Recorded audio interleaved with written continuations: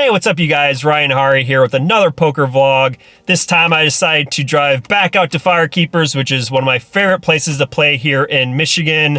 MSPT is coming up in a couple weekends, and I said earlier last vlog that I wanted to play a little bit cheaper tournaments this year because I spent a lot of money last year, and this time I'm coming out playing a satellite. Going to be playing a $70 satellite into a $265 satellite into the $1,100 main event. Yeah, I don't need to play the $70, but I thought it'd be fun to try anyways to get into the main event for 70 bucks. Also going to be playing tomorrow in their Sunday $200 tournament. So yeah, I thought I'd come out here for a quick weekend and have some fun, and let's get into the action. All right, well, we just busted the $70 satellite. Lasted a couple hours, but it's a turbo tournament. You know, it's a cheaper tournament, so it's going to speed up pretty quick. Blinds are really fast. You get short really fast. We lasted a while, got up to like 50K. Our starting stack was like 12K. It got fairly close, about 20 spots away from making the 265 satellite. The next one ran ace jack for 12 big blinds into aces there at the end. There wasn't any notable hands. I basically picked up aces twice, doubled up twice. Some guy jammed into my nut flush. That was pretty much only hands of note. That was it.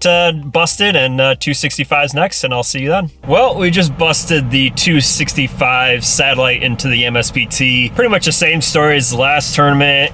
Blinds go up quick. Didn't really get anything going. Cards weren't too exciting. Ran jacks, my favorite hand, into kings, of course, to bust.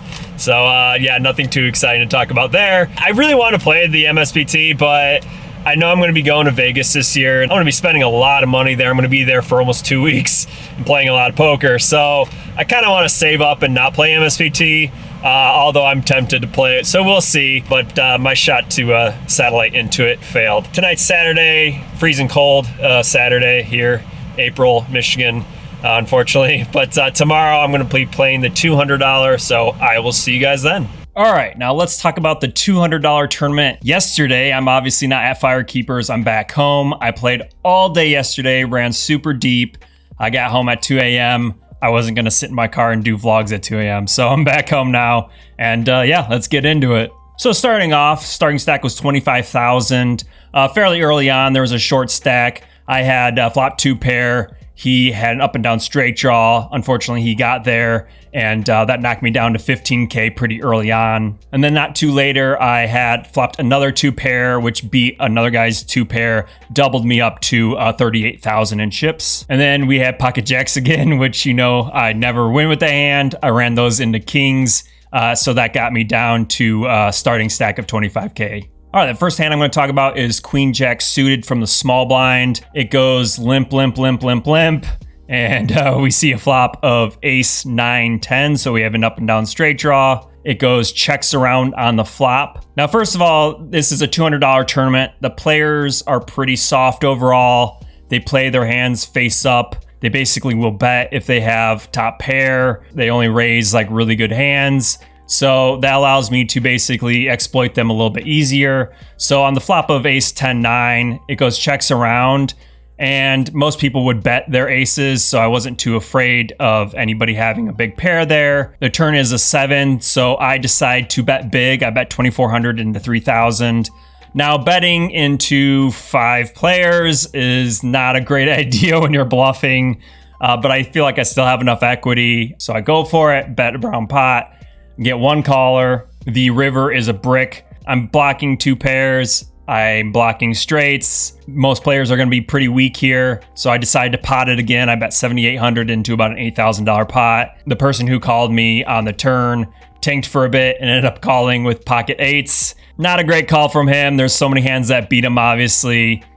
But that's what I get for betting into weaker players that are typically calling stations, so kind of my fault. So that one hurt and knocked me down to 15,000 in chips. And then a little bit later, I was in the big blind, small blind jammed for 10 big blinds. I have king 8 suited. Yeah, I should probably play a little bit tighter, knowing they're a little bit softer players. They're not going to be jamming a wider range. They're going to be a little tighter. Unfortunately, I just decided to call. He had ace 9. And he won that, so that knocked me down to 8,000 in chips. And then about the next hand, I had ace jack, and I run into ace 10. I say run into because I have ace jack. I don't know what's the deal with jacks, but ace jack, jacks, I can never win with. He spikes a 10. I bust. So we rebuy.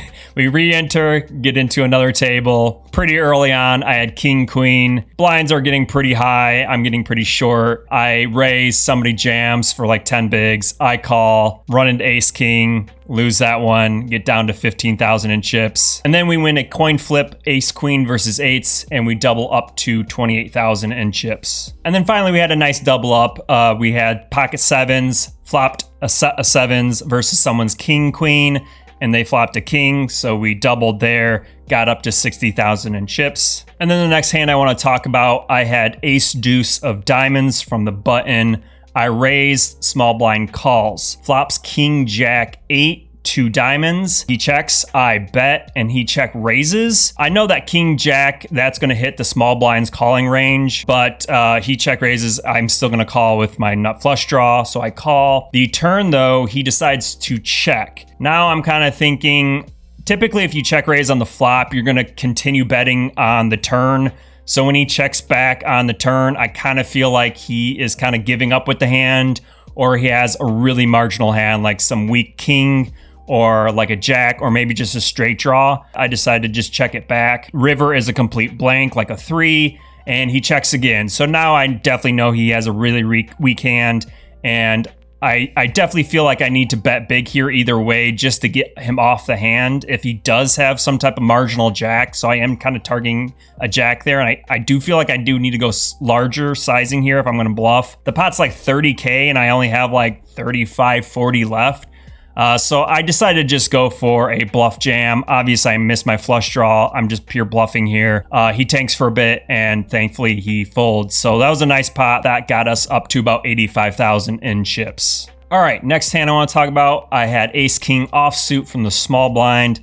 The low jack raises, I 3-bet, he calls. The flop is 6, 7, 8. And obviously that's not going to hit the 3-better's range too often, so I decide to just check, and he checks back. The turn is a 7, and now with the board pairing, I decide to just go into bluff catch mode and check it. He bets 10,000, and I decide to call. And then the river is like a 3, and then it goes check, check, and I win versus king, queen. So bluff catch on the turn worked well. And that was a nice pot that got us up to 120,000 in chips. Now the break happens, blinds go up higher, and now I go on a roller coaster. So first couple of hands after break, ace 7 jams all into my ace queen. Unfortunately, he hits a 7, and that knocks us down to 58,000 in chips. And then I have pocket aces. I raise from under the gun. 2 players call me. Flop is 3, 4, 6. I bet. Another player jams all in. I call. He has pocket 7, so he needs a 7 or a 5. Unfortunately, he hits the 5 on the river. So that knocked us down to about 30,000 in chips. And then we grinded for a little bit and just played a little bit aggressive and just stole some blinds and grinded back up to about 60,000 in chips. And then a couple hands later, the under the gun limps. I raise with ace king offsuit from the low jack. He calls. Flop is ace king 4.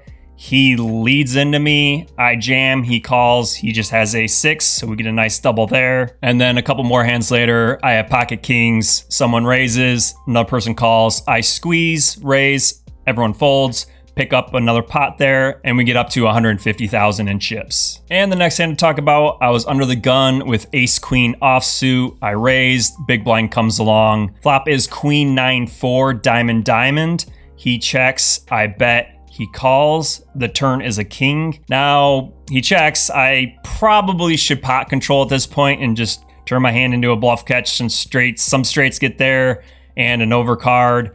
But for some reason I decide to bet there. Unfortunately, he jams all in. It wasn't for that much more, so I call. And he had ace 10 of diamonds. So he had a gut shot straight draw and a flush draw. Unfortunately, he binks the diamond on the river, and we lose a big pot there. And that knocked us down to 80,000 in chips. Wish I checked that turn, but whatever, no big deal. Then we win a flip, ace queen versus jacks. That doubles us up to 160,000. And then through all that grinding, hours and hours of grinding, we made the final table. So the final table, I had about 160,000 in chips. The average chips at that point was about 40 big blinds, 250,000. A couple bigger stacks, a couple smaller stacks as there's going to be. People were starting to ask if they wanted to chop. Chop value was 1900. And if I'm in a really crappy situation, like if I feel like I'm the worst player at the table or the blinds are super, super low, I'm going to take a chop sometimes. But if I feel like I'm deep enough in chips and I have a skill advantage, obviously, I'm just never going to take a chop. To start off the final table, about 3 rounds, almost the exact same thing happened. I was in the big blind. I had a king in my hand.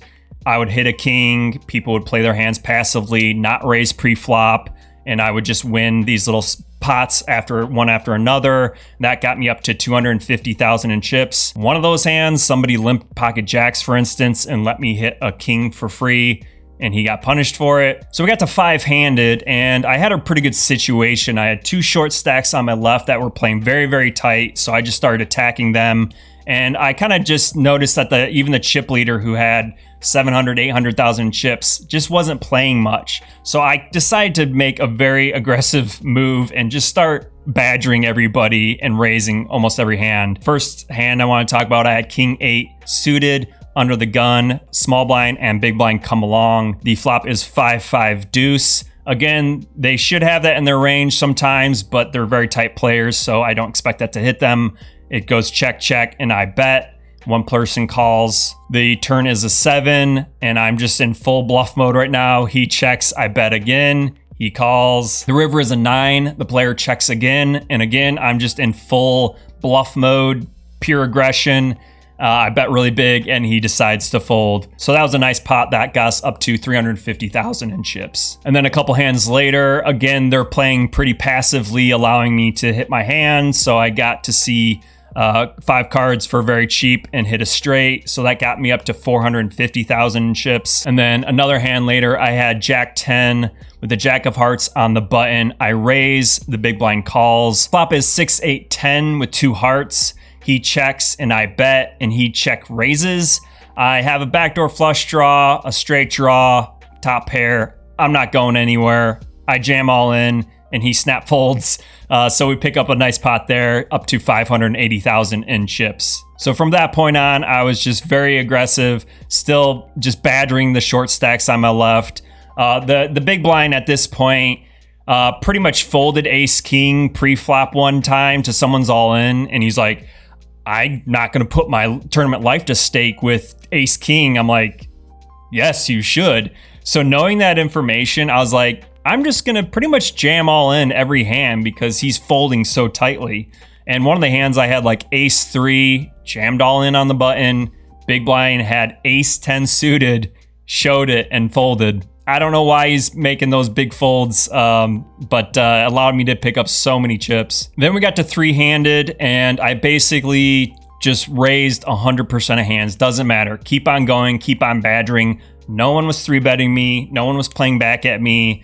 If I raised and somebody hit a pair on the flop, top pair usually, they would just lead right into me, and I can just fold, and then they show me top pair. I don't know why they were just giving me this free information, because I used it to my advantage. And I basically just bluffed my way, just pure aggression, from 580,000 all the way up to 1.3 million in chips. So then we get up to heads up. Unfortunately, that's where the fun story ends. At this point, I went to the final table as the short stack. I played super aggressive. I grinded all the way up to chip leader.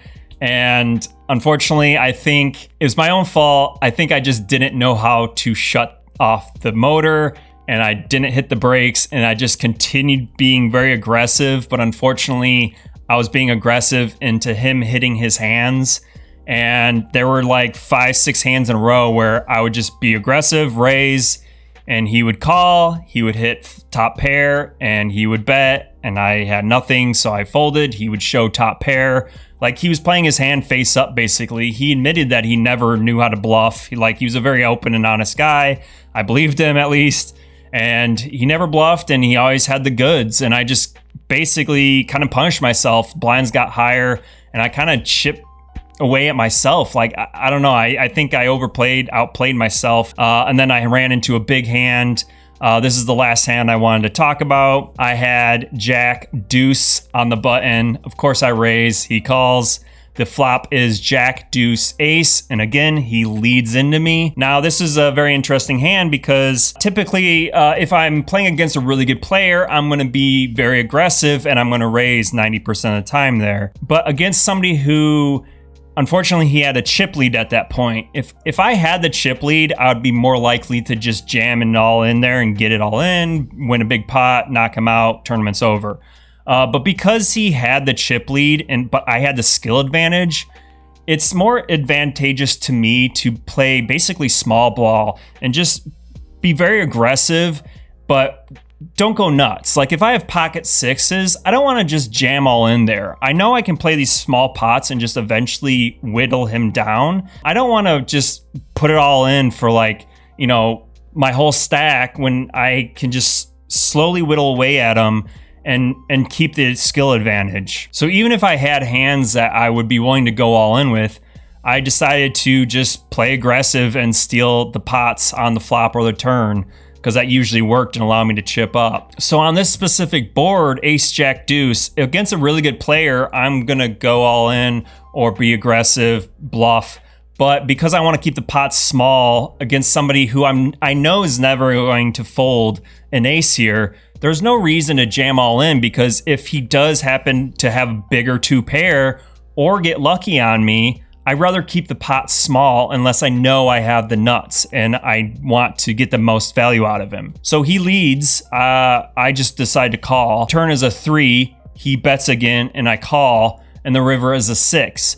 He bets again and I just call, and he turns over a 6. Yes, he coolered me. His two pair beat my two pair, very painful, but I played small ball. I didn't see any reason in raising. If I raise anywhere in there, like I said, he's never folding an ace. I'm just gonna get coolered and get knocked out of the tournament. I made the better decision. I pot controlled, and because of that, I didn't get knocked out. It still crippled me, obviously, and it got me down to like 400, 500,000 in chips, and that hand really hurt. But if I played that more aggressively, I would have been busted. So I think in those situations, when you know you have a skill advantage over a weaker player, it's better to just play small pots, just small, constant aggression, and just allow to very slowly chip at them. You don't want to just like start jamming all in like nuts unless you have a huge chip advantage, or you do have the nuts. It's just more, like I said, better off to play small hands, very aggressive, win little pots, and use that skill advantage to your advantage. So unfortunately, that hand did hurt us. I did grind for a little bit longer. We ended up playing heads up for like an hour, and I got to give him credit. Maybe he did outplay me in a lot of hands, and I outplayed myself, like I said. But basically, he got 5 to 6 to 1 chip lead, and I got down really short, 10 big blinds. In the final hand, he had Jack 7, I had 6-7. We both hit a 7. It got all in on the flop, and unfortunately he held and he won the tournament, and I finished in second place. It was a fun tournament. I'm very, very proud of my play overall. It was a very crazy tournament. Obviously, there was a lot of roller coasters going on, but I'm very happy with the way I played the final table. Yes, I'm not going to say I was like the best player there and I just dominated these guys and outplayed them. Part of that's true, but also I just sat around and, let them make mistakes, because there were so many mistakes they made, giving me too much information, me abusing that power and that information they gave me, using it to my advantage, letting people just make mistakes, and I capitalized on them. Going from like the shortest stack to the chip leader, I was very proud of that. So to turn down a chop of 1,900 and being able to grind up and winning another 1,000 on top of that, I ended up walking away with $2,800. Very proud with that decision. Very proud with my play overall. Obviously, my heads up play was very questionable. I think I just played way too aggressive and ran into some big hands at the end there. But it is what it is. I had a great time, a very fun day. Wearing this Team Michigan poker hat, I just created the logo for them. We're selling hats and t-shirts. Team Michigan Poker is a group of over 4,000 poker players on Facebook. if you are in Michigan and love poker, come and join us, join the chat. You know, it's a pretty entertaining group to watch and talk and discuss things over. But also with the gear, with the hats and shirts that are now available, links going to be down below in the description if you want to check that out, teammichiganpoker.com. Check out the logos I designed, support the group. Appreciate it. Check out my store as well, and talk to you guys later.